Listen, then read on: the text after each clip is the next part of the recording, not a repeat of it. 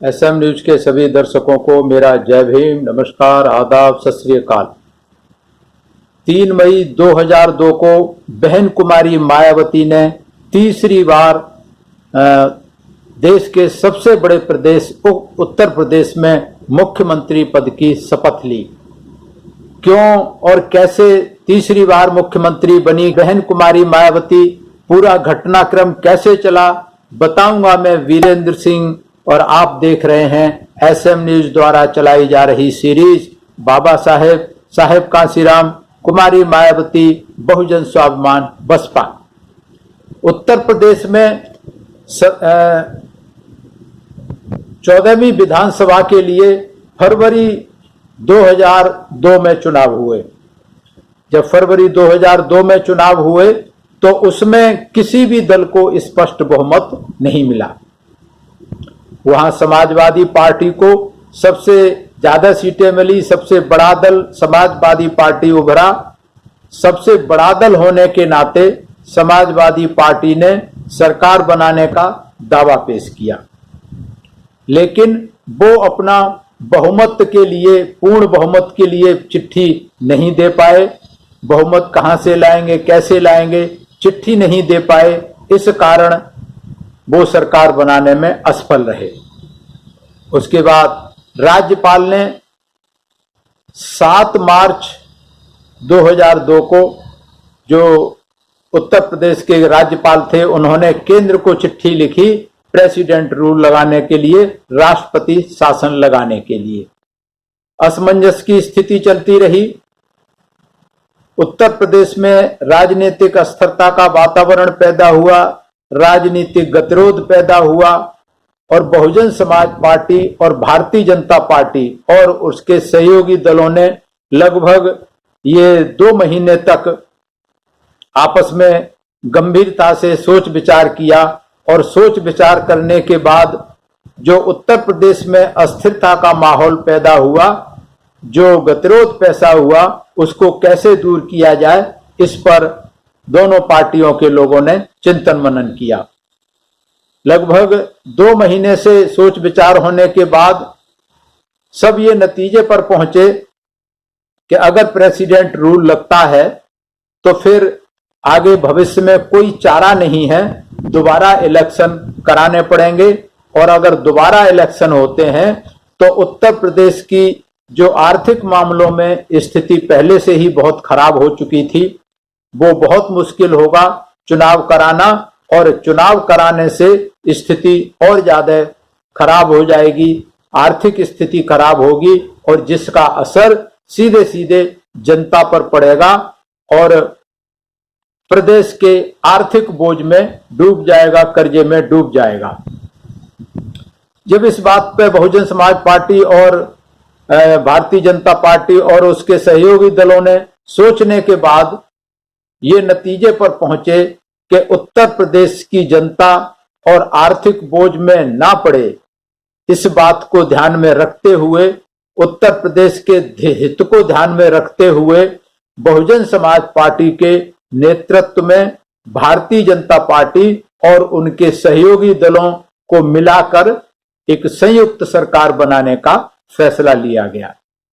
जब फैसला लिया तो फिर 29 अप्रैल 2002 को बहन कुमारी मायावती की तरफ से महामहिम राज्यपाल महोदय को बहुमत की चिट्ठी दी गई।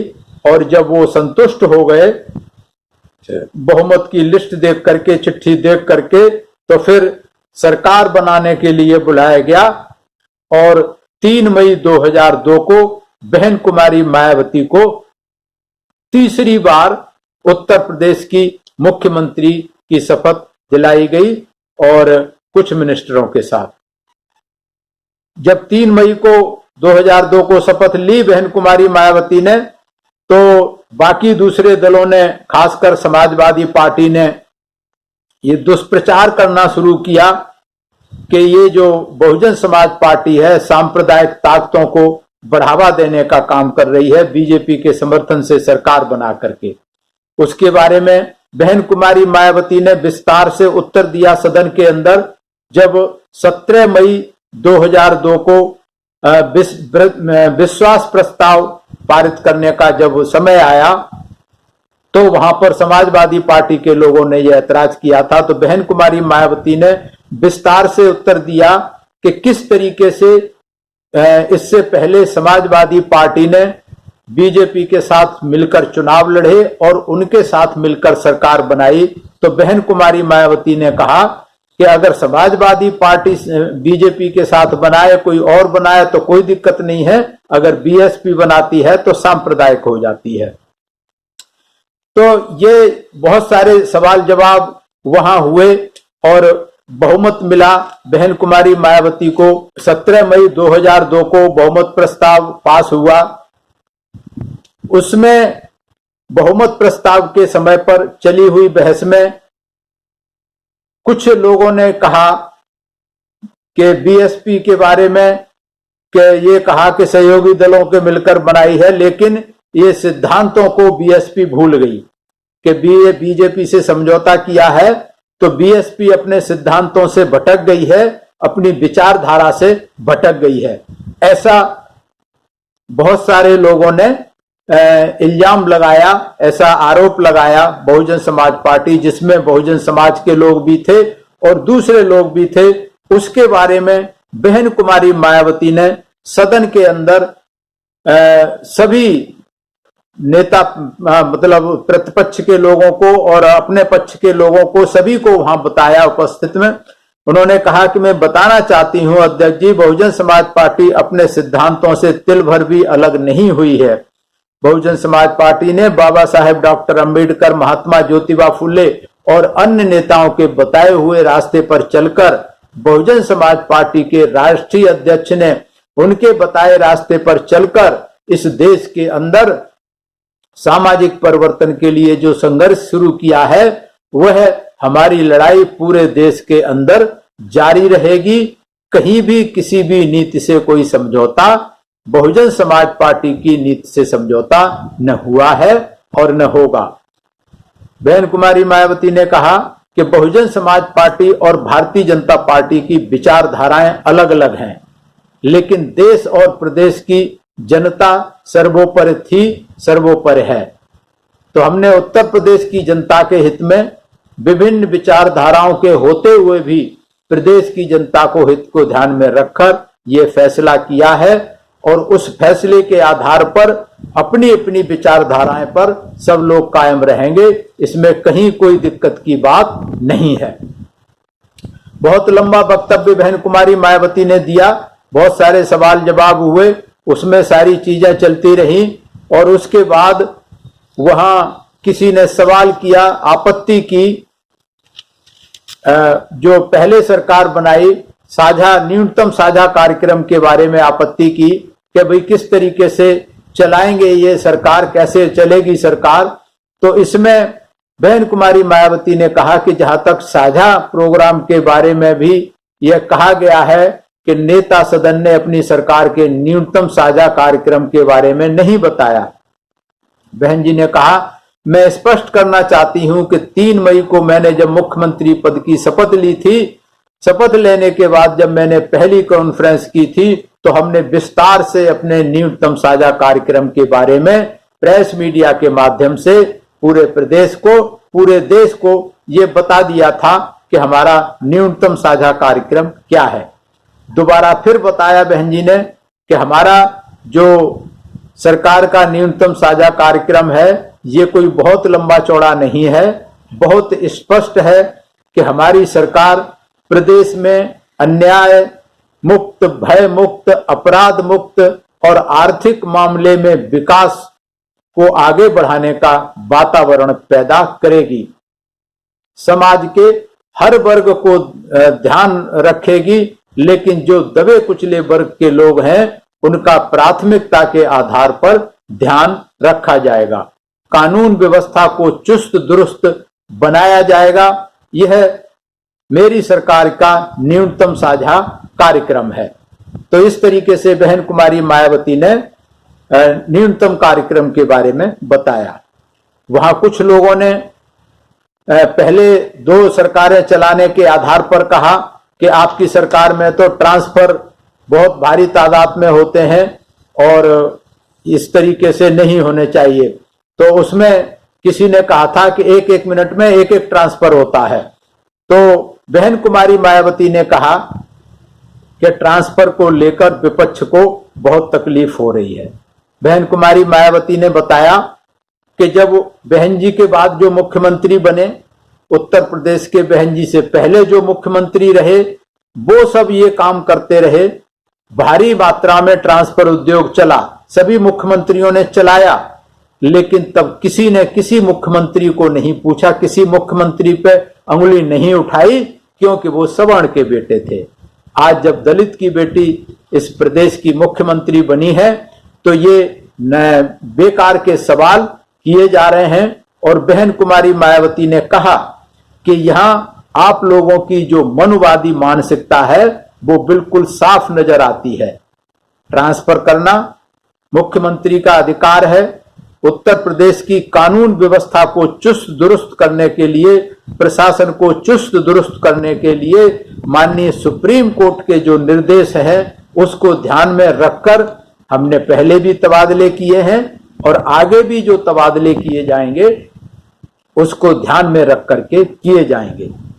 किसी विपक्ष के नेता ने अंगुली उठाई कि सरकार तो पार्क बना रही है गोमती नदी के किनारे और उस पार्क में 100 करोड़ रुपए लग गए हैं।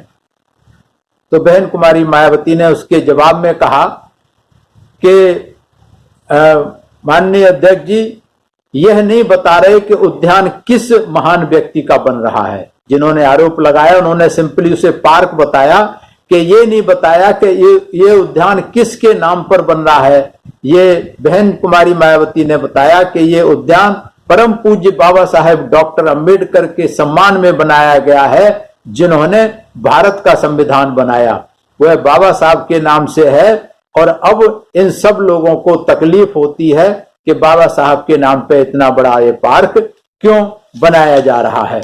इस तरीके से बहन कुमारी मायावती ने हर विपक्ष के सवालों का जवाब दिया और जवाब के बाद विश्वास प्रस्ताव में पक्ष में आया बहन कुमारी मायावती के। लेकिन यहां मैं एक चीज आप लोगों को बताना चाहता हूं कि उत्तर प्रदेश में तीसरी बार बहन कुमारी मायावती मुख्यमंत्री बनी थी।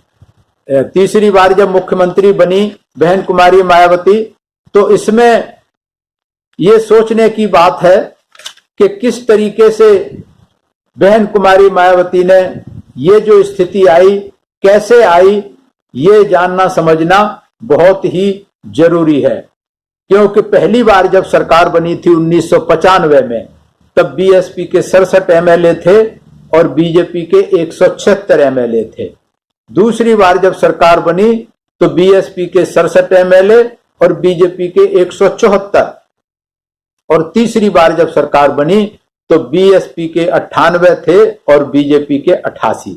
लेकिन तीनों बार सरकार जो बनी बीएसपी की शर्तों पर बनी, और सरकार बनवाई किसने थी। यहां मैं स्पष्ट करना चाहता हूं कि तीनों बार कांशीराम जी नहीं गए थे किसी के पास, कुमारी मायावती नहीं गई थी किसी के पास कि मेरी सरकार बनाओ। तीनों बार अटल बिहारी वाजपेयी, लाल कृष्ण आडवाणी, मुरली मनोहर जोशी, कलराज मिश्र, जितने ब्राह्मण नेता थे बीजेपी के, वही गए थे कांशीराम साहब के पास। उन्होंने पहल की थी और अपनी शर्तों पर, जबकि बीजेपी की सीटें ज्यादा थीं, दुगनी से भी ज्यादा सीटें थी बीजेपी की 2 बार, लेकिन बीजेपी ने मजबूरी में बिना शर्त समर्थन देकर 2 बार बाहर से सरकार चलाई और तीसरी बार संयुक्त सरकार चलाई। तो ये आज के परिप्रेक्ष्य में अगर हम बात करें तो जो माहौल चल रहा है, उस समय बीजेपी में जितने ठाकुर नेता थे, जितने पिछड़े समाज के नेता थे, कोई भी नहीं चाहता था कि मायावती को मुख्यमंत्री बनाया जाए गठबंधन से। तो ये ब्राह्मण समाज के लोगों ने हर बार तीनों बार बनाया था, और बल्कि चौथी बार जो एब्सोल्यूट मेजॉरिटी की सरकार बनी थी उसमें भी उत्तर प्रदेश के ब्राह्मण समाज के लोगों का बहुत बड़ा सहयोग था। उनके कारण जो वोट मिला था उसके कारण एब्सोल्यूट मेजॉरिटी की सरकार बनी थी।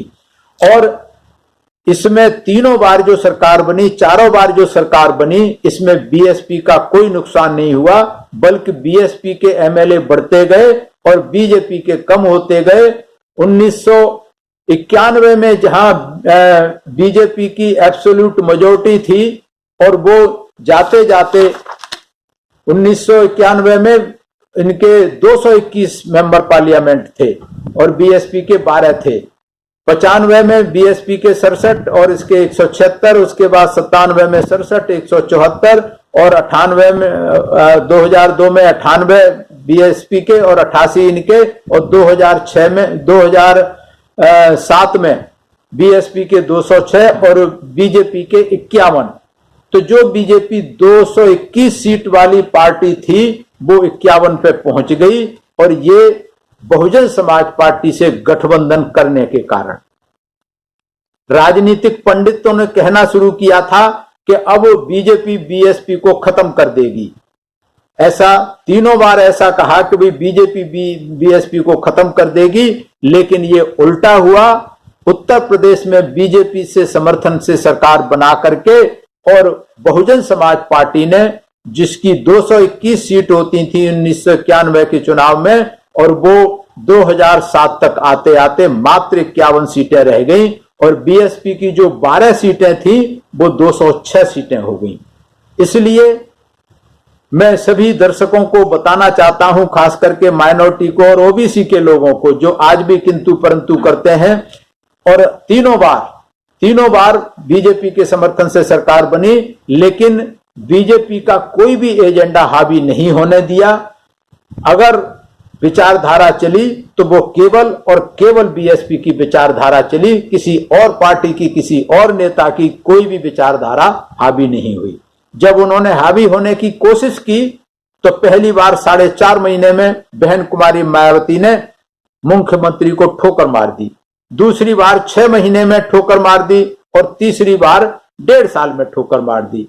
वो चाहती अगर विचारधारा से समझौता कर लेती तो आराम से 95 में, 97 में, 2002 में पूरा फुल टर्म सरकार चलती, कोई उसे गिराने वाला नहीं था। लेकिन बहन कुमारी मायावती ने कभी विचारधारा से समझौता नहीं किया, और इस कारण आगे भी विचारधारा से समझौता कभी किसी से नहीं होगा। ये 4 बार पूरे प्रदेश ने, पूरे देश की जनता ने देख लिया है कि बहुजन समाज पार्टी अगर सरकार चलाती है तो अपने हिसाब से चलाती है, अपने एजेंडा के हिसाब से चलाती है, अपनी विचारधारा के हिसाब से चलाती है। इसलिए सभी बहुजन समाज के सभी अंगों से मेरा निवेदन है कि आगे आने वाला जो समय आ रहा है 2022, उसमें भी इस बार बहुजन समाज पार्टी की सरकार बनने वाली है, क्योंकि ब्राह्मण समाज पुनः, जो आजकल गतिरोध चल रहा है बीजेपी में ब्राह्मण और ठाकुर का, तो ब्राह्मण समाज पूरा का पूरा बीएसपी के साथ आने वाला है। इसलिए 2002 में बीएसपी की सरकार फिर बनने वाली है। इसलिए बहुजन समाज के सभी अंग, एससी, एसटी, ओबीसी और अल्पसंख्यक इस चीज का चिंतन मनन करें और अभी से इस दिशा में अपना सहयोग, अपना काम करना शुरू करें, और वो काम भी पे बैक टू सोसाइटी के आधार पर करें, क्योंकि हम जो काम करेंगे हमें आगे आने वाली पीढ़ियों के लिए मान सम्मान की लड़ाई लड़नी है। आगे आने वाली पीढ़ियां हमारी सुरक्षित रहें, उनका भविष्य सुरक्षित रहे, जान माल ईमान सुरक्षित रहे, इसके लिए ये अंतिम लड़ाई है 2022 की और 2024 की।